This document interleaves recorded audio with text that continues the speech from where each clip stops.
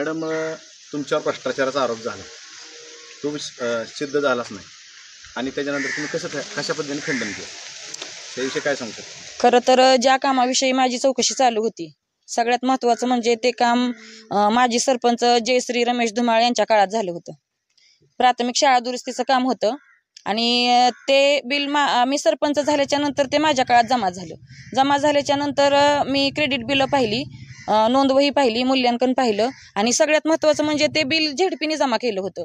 आणि मी सरपंच झाल्यामुळे ग्रामपंचायतीने काम घेतल्यामुळं ते बिल अदा करणं माझं कर्तव्य होतं, म्हणून ते मी क्रेडिट बिलाप्रमाणे बिल अदा केलं. परंतु त्यांचा असा आरोप होता की त्या कामात अनियमितता आणि भ्रष्टाचार आहे. पण मला असं म्हणायचंय, ज्यावेळेस दौंडची पंचायत समिती चौकशीसाठी नेमली होती, तर त्यात कुठेही सिद्ध झालं नाही की मी एकही रुपयाचा भ्रष्टाचार केलेला आहे म्हणून. कुठेही सिद्ध झालं नाही. पंचायत समितीची चौकशी झाली, झेडपीची चौकशी झाली, झेडपीचा अहवाल सुद्धा, त्या अहवालात सुद्धा मी एकही रुपयाचा भ्रष्टाचार केला नाही हे सिद्ध झाले. आणि मंत्रालयाचा निर्णय असेल, हायकोर्टाचा असेल, या सगळ्या प्रोसेसमध्ये कुठेही 1 रुपयाचा भ्रष्टाचार केला आहे असं सिद्ध झालं नाही. तरी सुद्धा विरोधकांनी माझं नाव बदनाम करण्याचा प्रयत्न केला. मी भ्रष्टाचार केला आहे हे सिद्ध केलं. आपण गावामध्ये चौकशी जर केली तर माझ्या कामाचा इतिहास जर पाहिला तर मी प्रचंड विकास कामे आदरणीय अजितदादांच्या मार्गदर्शनाखाली आदरणीय इंदापूर तालुक्याचे आमदार दत्तामामा भरणे यांच्या माध्यमातून गावामध्ये मोठ्या प्रमाणात विकास कामं आणले आहेत. त्यात कुठेही कामाचा भ्रष्टाचार केला नाही. आणि मला वाटतं अनियमितता थोडीफार असतेच शासनाने, आणि ते नवीन असल्यामुळे थोडीशी झाली असेल, पण ती भ्रष्टाचार म्हणता येणार नाही हे मी या ठिकाणी निश्चितपणे सांगू शकते.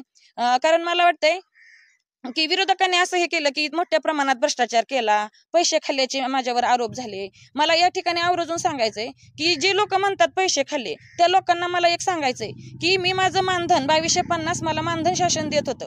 ते 2250 मानधन सुद्धा मी महिलांच्या देवदर्शनासाठी अक्कलकोट स्वामी समर्थ महाराजांसाठी जवळजवळ 150 महिला त्या माझ्या मानधनातून स्वखर्चाने आदरणीय मामांच्या मार्गदर्शनाखाली ते देवदर्शनासाठी नेल्या. मग मला सांगा, मी माझं मानधन सुद्धा स्वतःच्या स्वखर्चासाठी वापरलं नाही, तर मी भ्रष्टाचार केला आणि गावचे पैसे खाल्ले हे सिद्ध करण्याचा त्यांनी प्रयत्न केला, पण हे सर्व निष्फळ ठरले. तुम्ही जेव्हा भ्रष्टाचाराचा तुमचा आरोप झाला होता त्यास हे खंडन करत असताना आणि राजकीय दबाव वगैरे तुमच्यावर आले असतील? नाही, माझ्यावर राजकीय दबाव वगैरे काही आलेले नाहीत.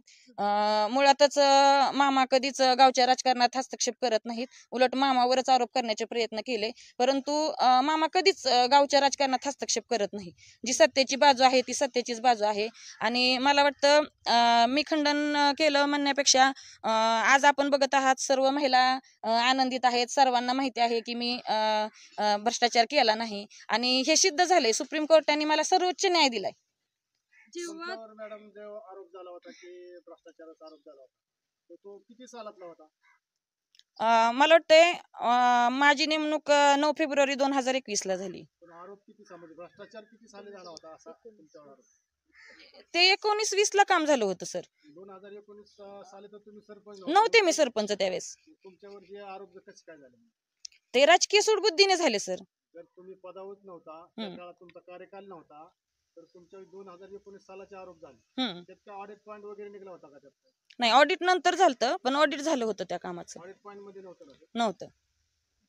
तुम्ही जेव्हा सरपंच पद तुम्हाला कॅन्सल करण्यात आलं हे पद, त्यानंतर तुमच्या गावातले काही विकास कामं झालेत का? विकास कामं म्हणता येणारच नाहीत, कारण सामाजिक न्यायमधून आदरणीय मामांच्या मार्गदर्शनाखाली मी सरपंच असताना त्या कामाचा पाठपुरावा करून मी ते काम मी सरपंच पदाचा खुर्चीवर असतानाच ते मंजूर केलं होतं. आणि ते काम मी मंजूर केलेलं, म्हणजे मी सरपंच असताना झेडपीनी सामाजिक न्यायमधून मंजूर केलेलं काम ते फक्त केलं. आता तुम्ही सरपंच पद स्वीकारलेलं आहे, आता इथून पुढे विकासाच्या कामाचं तुमचं काय नियोजन? मला वाटतं विकास काम करणं हे मला आवडतं आणि मी महिलांसाठी विकास काम करतच असते आणि इथून पुढेही करत राहे. कारण मला वाटतं डान्स करण्यापेक्षा विकास कामं करणे खूप सोपे आहेत.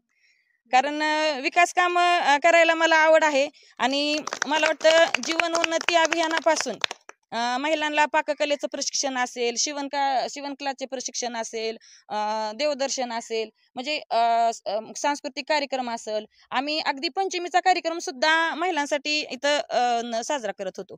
म्हणजे एकही असा दिवस जात नव्हता की महिला म्हणजे कार्यक्रम आम्ही करत नव्हतो किंवा सहभागी होत नव्हतो. अगदी मी सरपंच नसताना सुद्धा ह्या 6 महिन्यात माझ्या बरोबर कुठं मला एखाद्या कामासाठी महिला घेऊन जावं लागलं तरी सुद्धा महिलांना एक फोन केला तरी सर्व महिला माझ्या बरोबर यायच्या. त्यांनी मला कधीही प्रश्न विचारला नाही की तुम्ही कुठे आम्हाला घेऊन जाताय आणि कशासाठी. कारण त्यांना माझ्यावर इतका विश्वास होता की आपली ताई आपल्यासाठी नक्कीच काहीतरी चांगलं करणार आहे. तुमच्या ताई आता सरपंच पदी त्यांनी पदभार घेतलेला आहे, तर तुम्हाला कसं वाटतं? आम्हाला वाटतं आमच्या सरपंच बाईंनी हिर पाडली, सगळ्यासाठी पाणी पुरवलं, सगळ्या बायांना मिसनी शिकवल्या. तुम्हाला सांगते रस्ता आउट केलाय सगळा. ह्याच्या आधी कुणी खडा उचलला नाही. आता ताईंनी सरपंच पदाचा परत स्वीकार केलेला आहे, तर तुम्हाला काय वाटतं त्याविषयी? ज्या आनंदात त्या आता विराजमान झालेले आहेत तो आनंद आम्हाला सगळ्यांना आहे.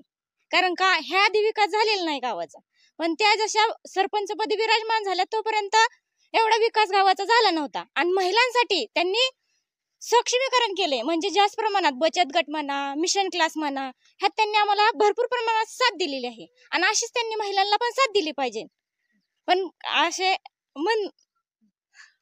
2019 मध्ये जे काही भ्रष्टाचाराचा आरोप तुमच्यावरती झाला आहे, तर तुम्ही पदभार 2021 ला स्वीकारला होता, तर त्याबद्दल तुम्ही काय सांगू इच्छिता?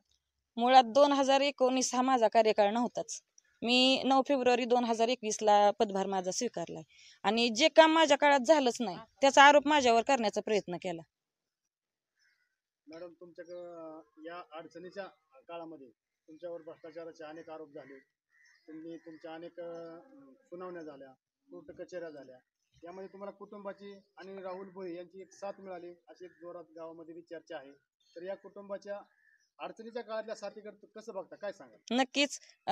कारण ह्या 6 महिन्यामध्ये सगळ्यात मोठं जर मला या संघर्षाच्या काळात साथ दिली असेल तर ती माझ्या कुटुंबाने दिली आहे. माझे सासू सासरे असतील, माझे मोठे दीर जाऊ असतील, माझा पुतण्या राहुल भोई असेल, यांनी सगळ्यांनी अक्षरशः त्या काळात, कारण राजकारण करणं हे सभ्य माणसाचं काम नाही हे या ठिकाणी मी ठामपणे सांगू शकते. कारण ज्यावेळेस माझ्यावर भ्रष्टाचाराचा आरोप झाला त्यावेळेस सुरुवातीला मी खचले होते, पण तू खचून जाऊ नकोस, आम्ही सर्व तुझ्या सोबत आहेत, आपण खोटं काही केलेलं नाही, 1 रुपयाचा कुठेही भ्रष्टाचार केलेला नाही. आणि हे जे माझ्या कुटुंबाचे शब्द होते ते शब्द माझ्या या संघर्षाच्या काळात माझी ताकद बनली. आणि या सगळ्यात मला माझ्या पुतण्याचे खरंच आभार मानाविषयी वाटतात. कारण तो कुठेही डगमगला नाही, राहुल भोई कुठेही डगमगला नाही. त्यांनी कधी एकही दिवस माझी साथ सोडली नाही.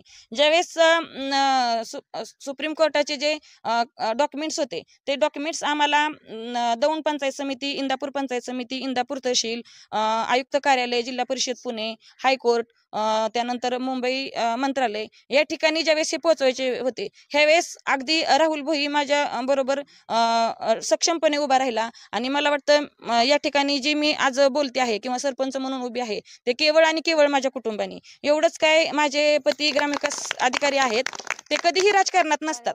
त्यांचा कुठेही या 3 वर्षाच्या काळात कुठेही बॅनरला फोटो नव्हता. त्यांच्यावर सुद्धा आरोप करण्यात आले की त्यांना सुद्धा राजकारणात ओढण्याचा प्रयत्न केला की पती ग्रामविकास अधिकारी असताना सरपंच पत्नीचे पद वाचवू शकला नाही.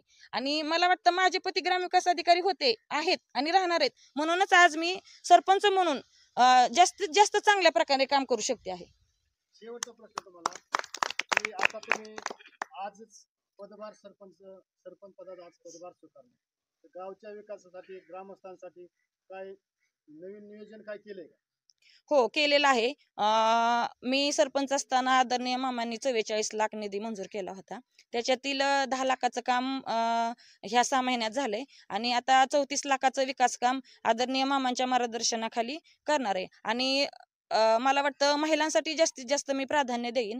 कारण जर भारतीय नारी ही भारतीय संस्कृतीचा पाया आहे आणि तो पाया जर आपल्याला मजबूत करायचा असेल तर खरी महिला भगिनी ही सक्षम बनली पाहिजे. तर त्या सक्षमीकरणाच्या बाबतीत मी जास्तीत जास्त पाऊल उचलणार आहे.